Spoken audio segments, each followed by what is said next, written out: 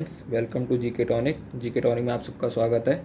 और ये MTS paper की थर्ड सीरीज़ है जो कि आप देख रहे हैं। ये 16/8/2019 का थर्ड शिफ्ट का पेपर करेंगे आज हम।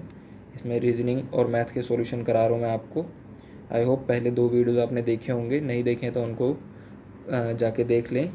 और थर्ड टेस्ट है ये, जो कि 16 तारीख का है। तो ये रीजनिंग का फर्स्ट क्वेश्चन, जैसा कि आप देख रहे हैं कि निम्नलिखित पैटर्न को पूरा करने के लिए सही विकल्प का चयन करें। तो मतलब यहाँ पे कौन सा आएगा, तो यहाँ पे आप देख रहे हैं ये ऊपर है, ये ऊपर की तरफ है, तो नीचे की तरफ आएगा पहली बात तो। और इसमें जो है ये इस तरीके का कुछ डिज़ाइन आएगा। तो हम चले आगे ऑप्शन में देखते हैं। ये ऑप्शन फोर्थ हो जाएगा हमारा। फोर्थ में हमसे इसी तरीके का डिज़ाइन पूछा हुआ था और नीचे की तरफ भी पूछा हुआ था, तो ऑप्शन नंबर 4 हो जाएगा। आगे चलते हैं क्वेश्चन नंबर 2। क्वेश्चन नंबर 2 में क्या कहा है कि यहाँ पे आपस में बदलने से समय 2 संख्याओं को आपस में बदलने से ये 26 आ जाएगा। तो इसको सॉल्यूशन करते हैं भाई। यहाँ पे हम जो है वो डिवाइड लगा देते हैं 4 से, तो 4 दूनी 8 और 4 तीन 12 हो जाएगा, माइनस में 12 तीन 36 और ये हो जाएगा प्लस में 6 इजिकल टू 26। इस तरीके से आप इसको करेंगे तो यहाँ से आपका आ जाएगा 26 और 6 38 माइनस 36। तो इस तरीके से अगर आप करेंगे तो 26 हमारा आंसर आ जाएगा। आगे चलते हैं क्वेश्चन नंबर थर्ड में। क्वेश्चन नंबर थर्ड में क्या कह रहा है कि TAMI और L को WPH और O लिखा जाता है, तो उसी भाषा में MATH और S को क्या लिखेंगे। तो आप देख रहे हैं कि यहाँ से 20 + 3 हो रहा है, तो M + 3 16 यानी P आ जाएगा हमारा। गाइस ABCD याद करना बहुत ज़रूरी है, हर अल्फ़ाबेट का आपको नंबर पता होना चाहिए। और फिर लास्ट चेक करते हैं, 12 + 3 15 हो रहा है, तो हमारा लास्ट क्या है S है, तो प्लस में 19 और 3 22 यानी V होगा। तो P और V हमारे 2 ऑप्शन है, ये एलिमिनेट हो गया, ये एलिमिनेट हो गया। अभी हम लास्ट ऑप्शन चेक करेंगे कि भाई यहाँ पे हमारा जैसे I जो है वो 9 है और ये -1 हो रहा है यहाँ पे, तो हम इस पर -1 करेंगे तो ये हमारा 8 है, तो 7 हो जाएगा, 7 होता है G। तो ये हमारा फोर्थ ऑप्शन हो जाएगा। तो गाइज़ ABCD बहुत ज़रूरी है, उसको आप अच्छे से याद कर लें कि कौन सा अल्फ़ाबेट किस नंबर पे आएगा। बहुत हेल्पफुल रहेगा आपको क्वेश्चन फास्ट सॉल्व करने में। आगे बात करते हैं, भट्ठे को ईंट में, जो ईंटें हैं वो भट्ठे में पकाई जाती हैं, इसी तरीके से ब्रेड को बेकरी के अंदर जो है वो पकाया या बनाया जाता है। आगे चलते हैं क्वेश्चन नंबर 5। क्वेश्चन नंबर 5 में क्या कहते हैं, फीवर को ये लिखा जाता है FEVER और रिबोल को ये लिखा जाता है, तो उसी पूर्ण भाषा में ROVER को क्या लिखा जाएगा। तो आपको पता होगा कि R जो है वो यहाँ पे 3 को डिनोट कर रहा है, तो हमारा R है तो 3 आ जाएगा।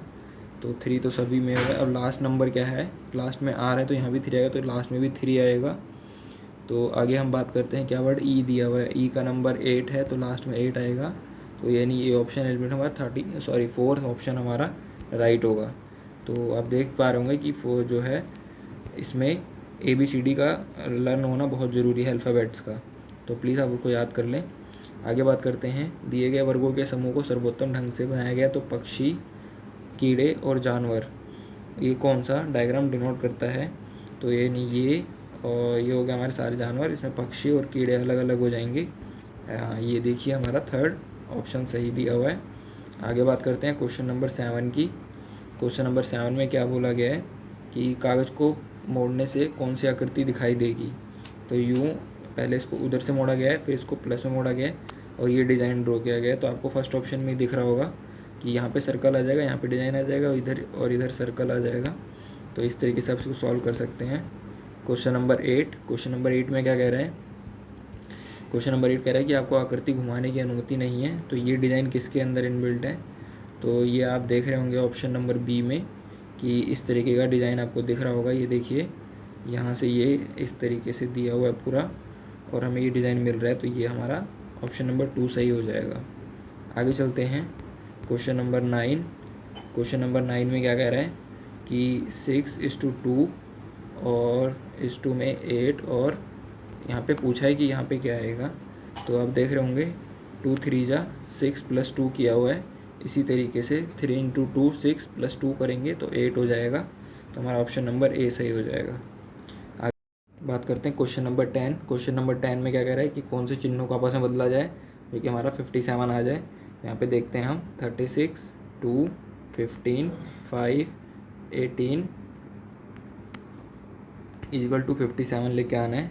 तो यहाँ पे हम डिवाइड की जगह मल्टीप्लाई कर देंगे, हम डायरेक्ट ऑप्शन में पुट करते हैं और यहाँ पे प्लस है और यहाँ पे मल्टीप्लाई की जगह हम डिवाइड लगा देंगे और ये -18 हो जाएगा। तो ये आप देख रहे हैं 5 3 हो जाएगा। तो 36 दूनी 72 प्लस में 3 माइनस में 18। तो इस तरीके से आप करेंगे तो 72 3 75 माइनस 18 करेंगे तो 57 आंसर हमारा आ जाएगा। आई होप आपको समझ में आ रहा होगा।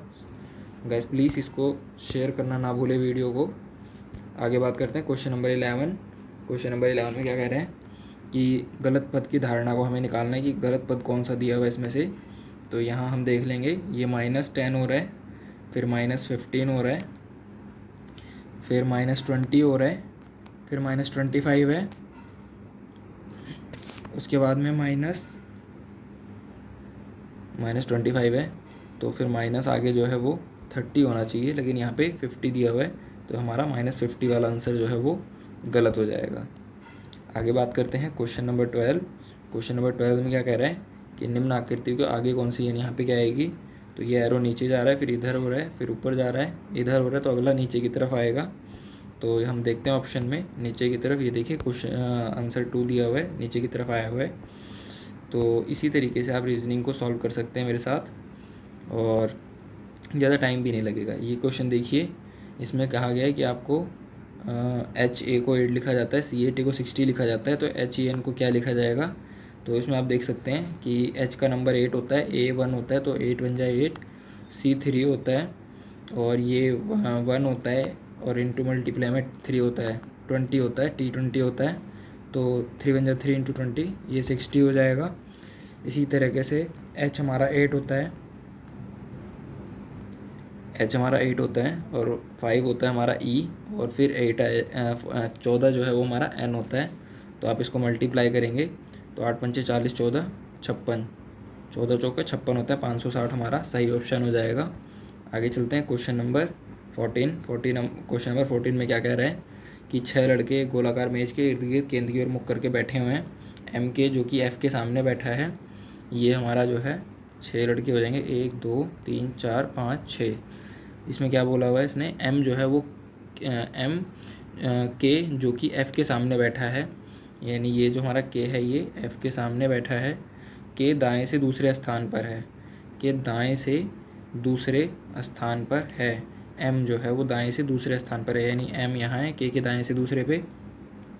फिर कह रहा है L और O एक दूसरे के सामने बैठे हैं, तो यानी L जो है अगर हम यहाँ बिठाएं तो O यहाँ बैठेगा क्योंकि सामने बोल रहे हैं। F के समीप ना तो L है और ना ही R, तो ये ठीक है हमारा, F के समीप कोई भी नहीं है। तो R के सामने कौन बैठा है, तो बचा कौन हमारा, यहाँ पे बच गया हमारा R, ठीक है। तो अभी इसको जो है इसको बिठाते हैं और पूछा क्या इसने कि R बैठे हैं, तो R के सामने कौन बैठा है, R के सामने यहाँ पे देख रहे होंगे आप M बैठा है, तो ये क्वेश्चन नंबर 4 हो जाएगा हमारा। तो ये सिटिंग प्लान का क्वेश्चन था। आगे पूछते हैं, इसमें क्या बोला हुआ है, इसमें इसने बोला हुआ है कि उत्तर देने के लिए पंक्ति को पहचाने। तो इसने बोला है C जो है M के बाएं चौथे स्थान पर है, C जो है N के M के बाएं चौथे स्थान पर है, यानी यहाँ पे है, यहाँ पे 1 2 3 ये चौथा स्थान हो गया इसका। फिर कह रहा है दोनों केवल एक ही पड़ोसी हैं, B पंक्ति के ठीक मध्य में है, यानी B जो है वो यहाँ बैठ जाएगा। और फिर बोल रहे हैं कि N M के बिल्कुल बाएं बैठा है, N जो है M के बिल्कुल बाएं बैठा है यानी लेफ्ट बैठा है। तो B एक व्यक्ति अन्य व्यक्ति है, तो B के संबंध में N किस तरफ बैठा हुआ है, तो यानी जो है V यहाँ बिठा दें, तो V के संबंध में N कहाँ बैठा हुआ है, तो ये दाएं से दूसरे स्थान पर बैठा है, आप देख रहे हैं इसका राइट है, तो ये इसके दूसरे स्थान पर बैठा है।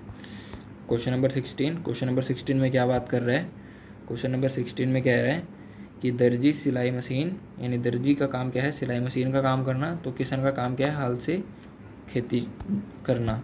आगे बात करते हैं क्वेश्चन नंबर 17। क्वेश्चन नंबर 17 में क्या कह रहा है कि यहाँ पे क्या आएगा, तो ये 3 और 1 सॉरी 2 और 1 3, 3 और 2 5, 3 8 और 4 12 यानी L आएगा। और आगे बात करते हैं कि यहाँ पे माइनस हो रहा है, तो यहाँ पे आ जाएगा 15 3 18 4 22, इस तरीके से यहाँ पे माइनस हो जाएगा। तो यानी पहला हमारा एल हो जाएगा और सेकंड ओ हो जाएगा, यानी एल ओ हो जाएगा। आगे बात करते हैं क्वेश्चन नंबर 18। क्वेश्चन नंबर 18 में क्या कह रहे हैं, ये हमारा कथन का क्वेश्चन है कि कुछ चमगादड़ जो हैं वो बिल्लियाँ हैं। ये हमारी हो गई चमगादड़, कुछ बिल्लियाँ हो जाएंगी। फिर कह रहे हैं सभी बिल्लियाँ डार्ट हैं, यानी सभी बिल्लियाँ जो हैं वो डार्ट हो जाएंगी। तो निष्कर्ष में क्या कह रहा है, सभी चमगादड़ डॉट हैं। नहीं, सभी चमगादड़ कैसे डॉट हो सकते हैं, कुछ हो सकते थे, तो ये कथन हमारा गलत हो गया। फिर कह रहा है कुछ चमगादड़ डॉट हैं, बिल्कुल जी, कुछ चमगादड़ हमारे डॉट हैं, तो केवल निष्कर्ष 2 निकलता है। Question number 19। क्वेश्चन नंबर 19 भी कथन और निष्कर्ष का है। इसमें कहा गया है कि बारिश का पानी जल का शुद्धतम रूप है, मतलब जो बारिश से पानी होता है वो जल का शुद्धतम रूप माना जाता है। तो निष्कर्ष में क्या कह रहा है कि बारिश के पानी में अशुद्धियाँ होती हैं, ये कोई बात नहीं करी गई है अशुद्धियाँ वगैरह की, यहाँ पे बोल रहे हैं शुद्धतम रूप है। तो दूसरे कथन में क्या कह रहा है, बारिश के पानी में कम मात्रा में अशुद्धियाँ होंगी, ठीक है, क्योंकि वो शुद्धतम की बात कर रहा है। तो कथन 2 हमारा जो है वो उसको पूरा करता है। आगे बात करते हैं, उस विकल्प का चयन करें जो नीचे दिए गए दर्पण की छवि बहुत ज़्यादा मिलती जुलती है।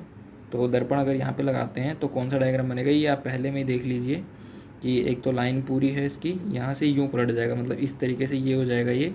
तो यहाँ से आप इसका एरो इधर हो जाएगा और ये पूरा आ जाएगा, तो ये एरो इधर इसमें ही है, तो आप पहले ऑप्शन से जा सकते हैं इसके साथ। आगे बात करते हैं question number 21। Question number 21 very important question है ये। इस तरीके की सीरीज़ बहुत पूछी जाती है, रेगुलर कहा गया है श्रृंखला को पूरा करें। इसमें क्या करा गया है, 26 इन 51 176 801, तो नेक्स्ट क्या आएगा। तो यहाँ पे आप ये भी कर सकते हैं कि 26 में 5 का स्क्वायर यानी 25 प्लस करेंगे तो 51 हो जाएगा, और ऐसे ही 51 में 5 का क्यूब प्लस करेंगे 125, तो ये 176 हो जाएगा। और इसी तरीके से अगर आगे आप जाएंगे तो 5 का 4 करेंगे तो ये हो जाएगा 1801, और इसी तरीके से अगर आप और आगे जाएंगे तो 5 की पावर 5 करेंगे, यानी ये हो जाएगा 3125। तो इसको इसमें ऐड करेंगे तो ये हमारा ऑप्शन आ जाएगा कुछ 3926, ये इसका ऑप्शन हो जाएगा 3926। पहला ही ऑप्शन दिया हुआ है 3926। गाइस बहुत इंपॉर्टेंट क्वेश्चन है ये, काफ़ी बार पूछा गया पेपर में, तो आप इसको ध्यान से कर लें। Question number 22। क्वेश्चन नंबर 22 में क्या कह रहा है, 35 बच्चों की कक्षा में आरव का रैंक शीर्ष से 6ठे स्थान पर है, रानी आरव से 7 रैंक नीचे है। तो इस तरीके के क्वेश्चन में टोटल बच्चे जो है 35 हैं, और जिनकी 6 और प्लस 7 ये 13 माइनस 13 प्लस 1 करेंगे तो आपका आंसर आ जाएगा। तो यहाँ पे करेंगे तो 5 में से 3 के 2 और 2 प्लस में 1, तो 23rd उसका स्थान जो है वो रैंक होगा। आगे करते हैं क्वेश्चन नंबर 23। क्वेश्चन नंबर 23 में क्या कह रहा है कि LAN को KZOF के रूप में कूटप्रत किया गया है, तो मास को किस लिए किया जाएगा। तो आप ये देख ही रहे होंगे कि L जो है वो 12 है, K जो है वो 11 है, तो -1 हुआ है। इसी तरीके से M 13 होता है, -1 करेंगे तो L आ जाएगा। L से हमारे 2 ऑप्शन बचे। इसी तरीके से आगे देखें तो E 5 होता है और F जो है वो 6 होता है, तो यानी एक प्लस हो रहा है, तो यहाँ पे 11 और 12, तो यहाँ पे भी L आएगा, तो L इंटू L एक ही ऑप्शन में हमारा ऑप्शन नंबर 3rd। इसीलिए मैं कहता हूँ कि आप लोगों को ABCD बिल्कुल फ्रिक्वेंटली रटे होनी चाहिए, जिससे आसानी से आप जीके में काफ़ी क्वेश्चन रीजनिंग में काफ़ी क्वेश्चन आप जो है सॉल्व कर सकते हैं। आगे देखते हैं, इसमें भी दूसरे पद को ज्ञात करना है हमें। पहला पद क्या बोल रहा है कि 7 + 7 14 हैं ये, या 7 दूनी 14 कर सकते हैं आप। भाई G7 होता है हमारा, और जो 14 है वो हमारा N होता है। इसी तरीके से अगर 5 2 10 करेंगे तो J आ जाएगा। और अगर बात करते हैं 8 दूनी 16, यानी इसका 16 का आधा करेंगे तो 8 हो जाएगा, तो 20 का आधा यानी 10, तो फिर J आ जाएगा, यानी J हमारा आंसर हो जाएगा फर्स्ट। इसी तरीके से आज का लास्ट क्वेश्चन रीजनिंग का, इसमें कह रहे हैं कि क्वेश्चन मार्क के स्थान पर क्या आएगा, यानी यहाँ पे पूछा हुआ है, तो आप इसको सॉल्व करें। मैं जो इसको सॉल्व करने का तरीका है, इसमें ये कह रहे हैं कि 37 और 27, अब अगर मैं इसको घटा दूं तो 10 आ जाएगा, और 10 को अगर मैं 2 से भाग लगा दूं तो 5 आ जाएगा यहाँ पे। इसी तरीके से अगर 142 में से मैं 88 को माइनस कर देता हूँ, तो आप ये देख रहे होंगे कि 88 को माइनस करूँगा तो 12 में से 8 गए 4, और ये हो जाएंगे 13 में से 8 गए 5, यानी 54 को अगर मैं 2 से डिवाइड लगा दूँ तो 27 आ जाएगा हमारा। और इसी तरीके से 87 में से क्या घटाया जाए कि 18 आ जाए, तो 87 में से क्या घटाएं आप, लास्ट में 8 है तो आप यूनिट डिजिट कर सकते हैं, यहाँ पे 1 होना चाहिए, तो 1 हमारा 71 है, 71 अगर घटाएंगे तो 16 नहीं आएगा, इसको हमें करना पड़ेगा छोटे नंबर से। तो यहाँ पे ले लीजिए 51, 51 में से लेंगे तो 7 माइनस 1 करेंगे तो 6 आ जाएगा, और 7 में से 1 गए तो ये 7 में से 5 गए तो ये हो जाएगा हमारा 7 में 5 गए तो 6, और 8 में 5 गए तो ये हमारा 3 हो जाएगा, और इसको अगर हम 2 से भाग लगाएंगे तो ये हमारा जो है वो 18 हो जाएगा। 18 दूनी 36 होते हैं, तो ये हमारा 51 आंसर इसका बिल्कुल एक्यूरेट है कि 87 माइनस 51 करेंगे और जो आएगा उसको 2 से भाग कर देंगे तो 18 हमारा आंसर हो जाएगा। गाइस आगे चलते हैं। ये हुए हमारे रीजनिंग के 25 क्वेश्चन। आई होप आपको समझ में आए होंगे, तो इसको देखिए जहाँ प्रॉब्लम आती है वहाँ, और गाइस फ्रेंड्स के साथ शेयर करना ना भूलें, और चैनल को सब्सक्राइब करें, वीडियो को लाइक करें। आगे चलते हैं इसी तरीके से। अब बात करेंगे मैथ्स के क्वेश्चंस की। मैथ्स के क्वेश्चंस में पहला क्वेश्चन क्या कह रहा है कि 30 दर्जन अखरोट नट 14,400 रुपये में ख़रीदे गए, और 32 पैकेट अखरोट, प्रत्येक पैकेट में 20 अखरोट के हिसाब से 57,600 रुपये में ख़रीदा गया। यदि अखरोटों को मिलाकर एक पैकेट में 5 के हिसाब से 432 रुपये में बेचा गया तो लाभ प्रतिशत कितना होगा। यानी एक दर्जन में कितने होते हैं 12, तो 12 इंटू 30 करेंगे तो 360 की कीमत कितनी दी हुई है 14,400 रुपये दी हुई है। और इसी तरीके से 32 इंटू में 20 अखरोट, तो यानी 640 अखरोट का कीमत कितना दिया हुआ है 57,600 रुपये दिया हुआ है। इसको आप जोड़ लेंगे तो 0 6 4 10 के 0 से लगा 1 6 3 9 और 1 10, यानी 1,000 पे हमें कितने मिल जाएंगे 0 0 6 4 10 के 0 से लगा 7 4 1 5 यानी 72,000। यानी कुल जो है वो संख्या हो जाएगी 1,000 पे, हमें 72,000 का जो है वो रुपए लग रहे हैं। आगे बात करते हैं फिर क्या कह रहे हैं, यदि अखरोटों को मिलाकर एक पैकेट में 5 के हिसाब से 432 रुपये में बेचे जाएँ, यानी अगर 432 रुपये में 5 अखरोट बेचे जाते हैं तो उसका हिसाब कितना होगा। तो हम इसको निकाल लेते हैं। भाई इसमें ये कह रहे हैं कि अगर हमारे पास 1,000 इंटू में 2 पाँच अखरोट की बात करेंगे तो 5 दूनी 10, यानी 200 अखरोट की कीमत 432 रुपये के हिसाब से लगाएंगे तो ये आ जाएगा हमारा 86420 मतलब 00 आ जाएगा। तो इसमें से हम 72,000 को माइनस कर देंगे जो हमारा ऊपर आया था, तो ये हमारा आ जाएगा 14,400 रुपये का। अब इसको आगे करके दिखाता हूँ मैं आपको। 14,400 रुपये की CP 72,000 इंटू में 100% पूछा हुआ है, 2 0 से 2 0 काट देंगे, 1 0 से 1 0 और इसको काटेंगे तो 20% हमारा जो है वो लाभ प्रतिशत आ जाएगा। आई होप आपको समझ में आया होगा, एक बार दोबारा देख लीजिएगा अगर ना समझ में आए। आगे चलते हैं क्वेश्चन नंबर 2। क्वेश्चन नंबर 2 में क्या कह रहा है कि 5 विषयों पर एक परीक्षा आयोजित की गई है, प्रत्येक विषय के लिए अधिकतम अंक 100 हैं और X ने 4 विषयों में क्रमशः 82, 97, 88 और 91 अंक प्राप्त किए हैं। यदि उनके कुल अंक 90% थे तो 5वें विषय में उनके अंक कितने प्राप्त होंगे। तो आप इसको 2-3 तरीके से कर सकते हो, इनको सबको ऐड कर लीजिए और फिर जो है वो 5 सब्जेक्ट के करके और उसमें से माइनस करके और डिवाइड लगा दीजिए, उससे भी हो जाएगा। मैं आपको एक छोटा सा तरीका बताता हूँ कि एवरेज जो लिया है वो 90 लिया है, तो ये 80 to 90 से कितना कम है -8, और 97 जो है 90 से कितना प्लस है 7, और इसी तरीके से 88 90 से कितना है तो -2, और 91 प्लस में 1। तो आप प्लस प्लस वालों को जोड़ लीजिए और माइनस माइनस वालों को, तो -8 हो जाएगा और माइनस में 8 हो जाएगा। तो इस तरीके से अगर आप करेंगे इसको तो हमारा माइनस का 2 हो जाएगा। तो 90 प्लस में 90 माइनस प्लस 2 करेंगे तो यानी 92% जो है वो 92 क्वेश्चन जो है वो बिल्कुल अंक उसको लाने प्राप्त करने पड़ेंगे 5वें विषय में, ताकि उसके ओवरऑल जो है वो 90% बन जाए। आई होप समझ गए होंगे आप। आगे चलते हैं क्वेश्चन नंबर 3। क्वेश्चन नंबर 3 में क्या कह रहा है, किसी राशि पर 7% की दर से 5 वर्षों के लिए साधारण ब्याज 700 रुपये है, तो मूलधन ज्ञात करना है। ये बहुत आसान क्वेश्चन है, आप ये देख लीजिए। या तो इस 700 को डायरेक्ट 100 से काट दीजिए, 100 से, और अगर नहीं ऐसे कटता है तो आप इसको इस तरीके से भी कर सकते हैं कि 7 इंटू में 5 इंटू में 100, इधर 700 ले जाएंगे तो 700 इंटू में 100 बटे में 7 इंटू 5 से 20 कट जाएगा, 7 से 7 कट जाएगा, यानी 2,000 रुपये जो है वो मूलधन आ जाएगा।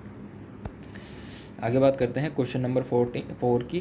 क्वेश्चन नंबर 4 में क्या कह रहा है कि एक वो दिया गया है क्वेश्चन नंबर प्रथम 20 पूर्णांक संख्याओं का माध्य कितना है। प्रथम 20 यानी इसका फॉर्मूला क्या है, n-1 डिवाइड बाई 2। तो 20 माइनस 1 करेंगे आप तो डिवाइड बाई 2 लगाएंगे तो 19/2 करेंगे तो 2 निम 18 और 2 पंचे 10 यानी 9.5 हमारा आंसर सी हो जाएगा। बिल्कुल, आई होप आपको समझ में आ रहा होगा जो मैं क्वेश्चन करा रहा हूँ। तो इसको प्लीज़ गाइस अपने फ्रेंड्स के साथ शेयर करना ना भूलें, क्योंकि कुछ ही दिन बचे हैं, अब 2-4 दिन ही MTS का एग्ज़ाम के लिए। आगे बात करते हैं क्वेश्चन नंबर 6। एक संख्या को 3 भागों में इस प्रकार विभाजित किया गया है कि पहला भाग 3 गुना है 1/3, दूसरा भाग 1/6 गुना है और तीसरा भाग जो है वो 1/8 गुना है। यदि पहला भाग इतना है तो इसका हम जो है वो पहला भाग निकालेंगे। पहले भाग में क्या कर रहा है, इसका सब कैल्शियम ले लीजिए। इसका कैल्शियम हो जाएगा 24 और 24, तो 3 अट्ठे 24, 6 चौके 24, 8 त्रिक 24। तो वो पहले भाग में क्या बोल रहे हैं 1600 है, तो ये 1600 यानी इसका 200 गुना है। तो तीसरे भाग का पूछा है तो 200 इंटू 3 करेंगे तो ये हमारा 600 आ जाएगा कि तीसरा भाग हमारा 600 रुपये है। आगे बात करते हैं क्वेश्चन नंबर 7। क्वेश्चन नंबर 7 में क्या कह रहे हैं कि इसमें जो है किसी बड़े गेहूं उत्पादन टन में दर्शाया गया है। तो इसने पूछा है कि अवधि के उत्पादन की तुलना में दिए गए गेहूं वर्षों में उत्पादन में कितना अधिक था। मतलब कुल जो ये दिए हुए हैं इनका उत्पादन, तो इन सबको जोड़ लीजिए। 2 और 2 4 और 6 10, 4 14, 14 और 6 20, 20 और 1 21, 21 और 5 26, 26 और 7 33, 33 और 7 40 और 1 41। तो ये हमारा जो हो जाएगा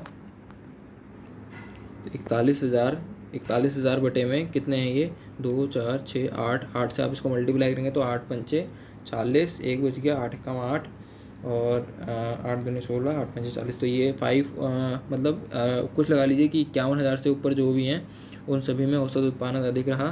तो 51,000 से ऊपर ये कट गया, 1 ये हो गया, ये 2 हो गया, ये 3 और ये 4। तो ये टोटल 4 में जो है वो हमारा उत्पादन अधिक रहा। आगे चलते हैं क्वेश्चन नंबर 8 में क्या कह रहा है, कोई नाव 20 किलोमीटर की गति से अप स्ट्रीम यानी ऊर्ध्वाधर प्रवाह और 30 किलोमीटर की गति से अप्रवाह यानी डाउन स्ट्रीम बहती है। तो जल यानी स्टिल वाटर में नाव की गति कितनी है। तो यानी x प्लस वाई बराबर में 20 दिया हुआ है और x माइनस वाई बराबर में अप स्ट्रीम 30 दिया हुआ है। तो y से काट देंगे, 2x बराबर में 50, तो x बराबर में 25 आ जाएगा हमारा। 25 किलोमीटर जो है वो उसका स्टिल वाटर में उसकी गति होगी नाव की। क्वेश्चन नंबर 9 में क्या कह रहे हैं, नवंबर माह में एक कला प्रदर्शनी आयोजित की गई। सप्ताह के कार्य दिवसों यानी वीकेंड पर सप्ताह के वीकेंड पर आने वाले अंकतुकों की औसत संख्या 750 और 450 थी। यदि माह का पहला दिन सोमवार था तो वह माह में अंकतुकों की औसत संख्या ज्ञात कीजिए।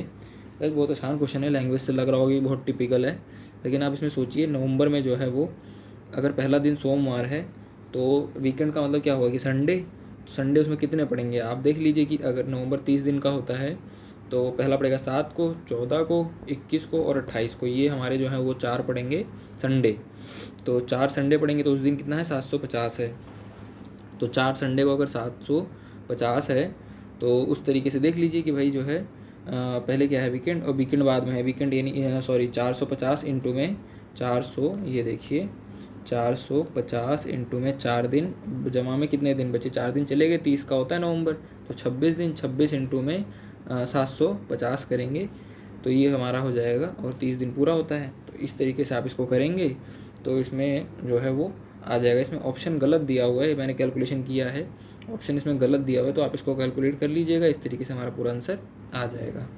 क्वेश्चन नंबर बात करते हैं 10। क्वेश्चन नंबर 10 में क्या कह रहा है कि इसका मान निकालना है। इसका मान कैसे निकलेगा तो इस चीज़ को हम करते हैं आगे। ये देखिए जिसमें आपको पता है कि पहले ब्रैकेट, छोटा ब्रैकेट, फिर उससे बड़ा ब्रैकेट, फिर बड़ा ब्रैकेट, तो इस तरीके से सॉल्व करते हैं। तो ये ब्रैकेट हमें दिया हुआ है तो इस ब्रैकेट में अगर हम सॉल्व करेंगे तो सबसे पहले आ जाएगा कि भाई ये इसके भाग में चला जाएगा, 6 भाग में 8, इसी तरीके 4.5 का हो जाएगा। तो ये हो जाएगा हमारा जो है वो 120/8 और इसी तरीके से इधर करेंगे तो ये 16, तो ये 4 में कट जाएगा इधर, तो ये 16 बटे जो है वो 12 आ जाएगा। और यहाँ से चलेंगे इधर इतना तो इसको करेंगे तो ये सर ये हो जाएगा हमारा, ये 10 का स्क्वायर 100 होता है और इंटू में 0.1 है और 5 दूनी 10, तो इसको करेंगे तो +1 और -1 आ जाएगा हमारा। तो इस तरीके से कर लिए, 4 चौक 16, 4 तिया 12 और इसको करेंगे तो ये हो जाएगा 15 इंटू में 4/3 जमा 1 घटा 1, इस तरीके से हो जाएगा। तो जमा 1 घटा 1 कट ही जाएगा और 3 × 5 = 15, 5 चौक 20 और पॉइंट जो है ये पॉइंट में मांगा है तो एक पॉइंट से एक पॉइंट हट जाएगा, तो 2 आंसर हमारा आ जाएगा। आई होप आपको समझ में आ गया होगा। आगे बात करते हैं क्वेश्चन नंबर 11। क्वेश्चन नंबर 11 में क्या कह रहा है, क्वेश्चन नंबर 11 में क्या कह रहा है कि यदि एक लंब वृत्तीय बेलन सिलेंडर की ऊंचाई 10 सेंटीमीटर है और उसका वक्र पृष्ठीय क्षेत्रफल 450 सेंटीमीटर स्क्वायर है तो उसकी त्रिज्या कितनी है। ठीक है, तो इसमें जो है बेलन की जो है वो सिलेंडर की ऊंचाई दी हुई है, तो इसमें क्या हो गया 2πr और h बराबर में हमें कितना दिया हुआ है, वक्र पृष्ठीय क्षेत्रफल 440 सेंटीमीटर स्क्वायर। तो इसको हम जो है ऐड कर देते हैं फॉर्मूले में, 2 × पाई की वैल्यू 22/7 और ऊंचाई जो है वो हमें 10 दी हुई है, यानी रेडियस निकालनी है। तो 10 ये हो जाएगा 10 बराबर में 440, इसको सॉल्व कर लीजिए, 22 दूना 40, 2 दहाम 20, 10 से 10 कट गया तो रेडियस हमारी आ जाएगी r बराबर 7। फार्मूला याद होना चाहिए, हो जाएगा फटाफट। Question number 12। क्वेश्चन नंबर 12 में क्या कह रहा है, एक व्यक्ति ने 1000 में एक कमीज खरीदी, 2000 में जोड़ी पतलून खरीदी। कमीज और पतलून में दी गई छूट क्रम से 20% और 50% थी, तो कुल मिलाकर उसे कितनी छूट दी गई। उसको आप अगर आप इसको ना निकालें तो आप यहाँ से भी कर सकते हैं, -20 -50 प्लस में यानी सक्सेसिव लगा के भी 20 × 50/100। तो यहाँ से करेंगे 2 से 10, इस तरीके से काटेंगे तो ये हमारा 40% आएगा। लेकिन इसको आप जो है इस तरीके से ना करके दूसरा तरीका देखिए, जैसे मान लीजिए 0 से 0 उड़ा दीजिए तो 1 और 2 बराबर में 3x हो जाएगा। और इसमें क्या कह रहे हैं, छूट दी गई है, तो पहले में कितनी 20% की छूट दी गई है, 20 लिख लीजिए, दूसरे में 50% की चुई गई है, तो 20 × 20 और 50 दूनी 100, यानी टोटल जो है वो 120% की छूट दी गई है। और देना कितना था 3, तो 3 चौक 12, यानी 40% की जो है वो छूट दी गई है कुल मिला के। क्वेश्चन 12। क्वेश्चन 13 की बात करते हैं। 13 में क्या कह रहा है, एक बाइक का मालिक लगातार 3 वर्षों के लिए 64, 80, 320 प्रति लीटर के हिसाब से पेट्रोल खरीदता है। वह पेट्रोल खरीदने में हर महीने 32,000 रुपये खर्च कर देता है। हर वर्ष मतलब साल में जो है वो 32,000 खर्च करता है। तो पेट्रोल की प्रति लीटर औसत मूल्य ज्ञात कीजिए। अब देख लीजिए इसमें भाई कि औसत जो दिया हुआ है वो दिया हुआ है, तो यानी 3 साल तक क्या है, तो 32,000 इंटू में 3 96,000 हो जाएगा ये पूरा। और इसी तरीके से इनका भी निकाल लीजिए कि 32,000 बटे में 64, तो ये हो जाएगा, इसको करेंगे तो 32 दूनी 64, 2 से 50, तो ये 500 हो जाएगा। इसी तरीके से अगर 32 इंटू में 80 करेंगे तो 8 चौक 32, ये 400 हो जाएगा। और 320 प्रति लीटर है और 32,000 पे है, तो ये जो है वो हमारा हो जाएगा 100। तो इसको जोड़ेंगे तो 5 4 9 और 1 10, यानी 1000 ये हो जाएगा। तो 1000 जो है वो औसत हमारा कितना है, ये आ गया। तो 96,000 जो था उसको 1000 से जो है वो हम काट देंगे, तो 3 0 से 3 0 कट गए, 96 रुपीज़ हमारा प्रति लीटर औसत आ जाएगा। Question number 14। क्वेश्चन नंबर 14 में क्या कह रहे हैं कि ए और बी किसी कार्य को 16 दिन में कर सकते हैं। a + b + c ये जो है 16 दिन में कर लेंगे और a + b उस काम को 40 दिन में कर सकते हैं। तो इसका एलसीएम हमने ले लिया, 16 × 5 = 80 और 20 40 दूना 80। तो इसको हम कर सकते हैं, इसको करने के लिए 3 आ जाएगा। तो उसको पूछना क्या है कि सी अकेला इस काम को कितना करेगा, मतलब ए और बी अगर 2 दिन में कर रहे हैं तो सी की एफिशिएंसी 3 दिन आ गई। काम कितना करना है 80, और करेंगे कौन सी, तो 3 दूनी 6, 2 3 6 18, यानी 26.67 हमारा आंसर आ जाएगा। आगे बात करते हैं क्वेश्चन नंबर 15। क्वेश्चन नंबर 15 में क्या कह रहे हैं, दो संख्याओं का योग और उनका अंतर 27 और 3 दिया हुआ है, तो दो संख्याओं का अनुपात क्या होगा। दो संख्याओं का योग यानी x + y हमें 27 दिया हुआ है और x - y हमें 3 दिया हुआ है, तो y से y कट जाएगा, तो 2x बराबर में 30 आ जाएगा। और जो है x बराबर हमारा 15 आ जाएगा। तो अगर x 15 है तो 27 - 15 करेंगे तो 12, तो यानी 15, ये देखिए 15 और जो बच गया वो 12, तो 3 × 5 = 15, 3 चौक 12, तो 5:4 की हमारी अनुपात आ जाएगा। Question number 16। क्वेश्चन नंबर 16 में क्या कह रहे हैं, एक व्यक्ति किसी कार्य को अकेले 96 दिन में कर सकता है। बी ए से 3 गुना कुशल है। ए ने 24 दिन अकेले कार्य किया तो उसे बी से जुड़ गया, वह साथ मिलकर इस कार्य को कितने दिन में पूरा कर देंगे। भाई ए अगर 96 दिन में कर सकता है तो बी जो है वो ए से 3 गुना कुशल है। उसके बाद में क्या कह रहा है, ए ने 24 दिन काम किया है। अब ए ने अगर 24 दिन काम कर दिया है तो काम बचा कितना, तो -24 कर दीजिए। 6 में से 4 गए 2 और 9 में से 2 गए 7, और बच्चे करेगा कौन इसको, तो 7 मिलकर करेंगे तो एफिशिएंसी उतनी रहेगी, तो 4, तो 3 इसकी एफिशिएंसी 1, इसकी एफिशिएंसी 3, तो 4, तो 4 एक कम 4, 3 बच के 4 8 32, यानी शेष जो काम है वो हमारा 18 दिन में पूरा हो जाएगा। क्वेश्चन नंबर 16 में क्या कह रहा है, कोई मूलधन साधारण ब्याज पर 5 वर्ष में 50% बढ़ जाता है तो समान ब्याज दर के हिसाब से 20,000 रुपये पर 3 वर्षों की चक्रवृद्धि ब्याज ज्ञात कीजिए। चक्रवृद्धि ब्याज ज्ञात करना है तो कोई बात नहीं, साधारण ब्याज हमें दिया हुआ 5% बढ़ रहा है, यानी 50/50 इंटू में हमारा 10% आ गया भाई। 100 है ना, तो 50 से कट जाएगा, 10% हमारा जो है वो ब्याज बढ़ रहा है। तो 10% अगर रेट है और उसके हिसाब से 10% के हिसाब से अगर हम 20,000 पे 3 सालों के लिए निकालें, भाई ट्री मेथड देख लीजिए चक्रवृद्धि पे कि 20,000 पे अगर हम 10% के रेट से 3% का निकालें तो 1010, यानी 2,000 यहाँ मिलेगा पहले वर्ष, फिर 2,000 अगले वर्ष, फिर 2,000 अगले वर्ष, 3 वर्ष मिल जाएगा। फिर 2,000 पे ही 10% के रेट से हमें फिर मिलेगा 200 रुपये, फिर 200 रुपये और फिर 200 रुपये, और 200 पे फिर 10% मिलेगा, 200 पे 10% मिलेगा तो यानी 20, तो यहाँ पे आ जाएगा हमारा 20। तो आप जोड़िए 2 2 4 2 6, 6 और 4 64, 64 और 64 2 66, 6620 रुपये आ जाएगा हमारा चक्रवृद्धि ब्याज 3 वर्षों का, जो कि हमारा पहला ऑप्शन दिया हुआ है 6620 रुपये। आगे बात करते हैं क्वेश्चन नंबर 18 में क्या कह रहा है, किसी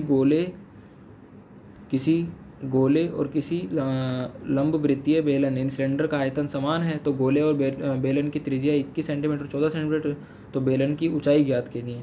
बेलन की ऊंचाई ज्ञात करने के लिए हमें क्या करना पड़ेगा, इसमें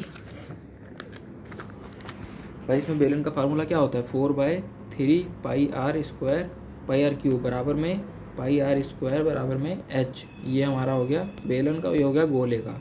अब इस फॉर्मूले में रख दीजिए।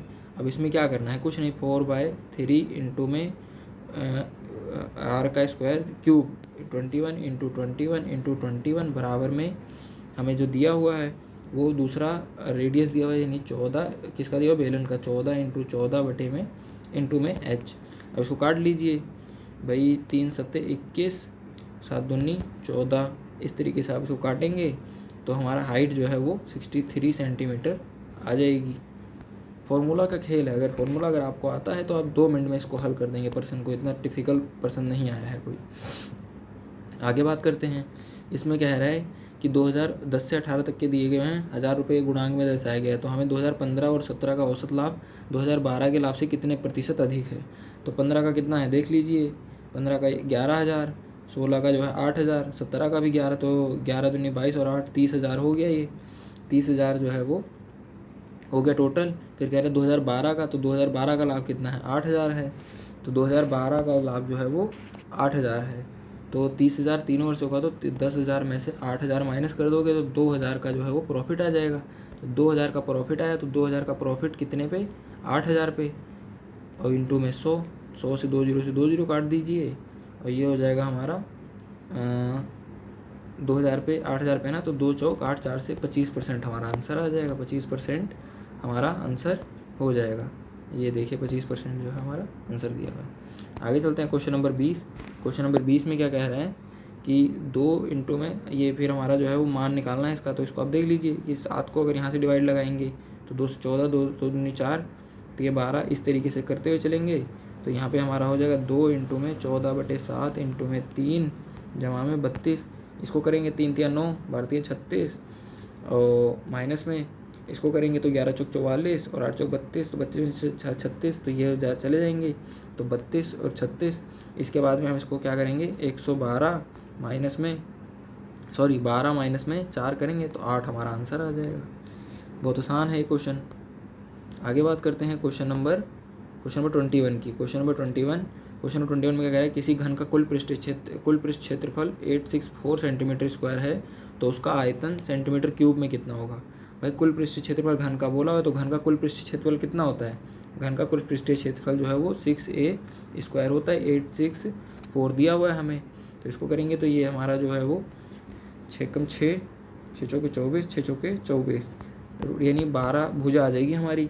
तो अगर हमारी एक भुजा आएगी तो आयतन कितना होता है, तो आयतन होता है हमारा a की क्यूब, तो 12 इंटू में 12 इंटू में 12 यानी 12 की क्यूब अगर करेंगे तो 1728 जो है हमारा डायरेक्ट आंसर हो जाएगा।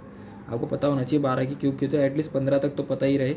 आगे बात करते हैं क्वेश्चन नंबर 22। क्वेश्चन नंबर 22 में क्या कह रहे हैं, क्वेश्चन नंबर 22 में कह रहे हैं कि एक रेलगाड़ी, क्वेश्चन नंबर 22 में क्या कह रहे हैं कि एक रेलगाड़ी कार से 50% तेज चलती है, ठीक है,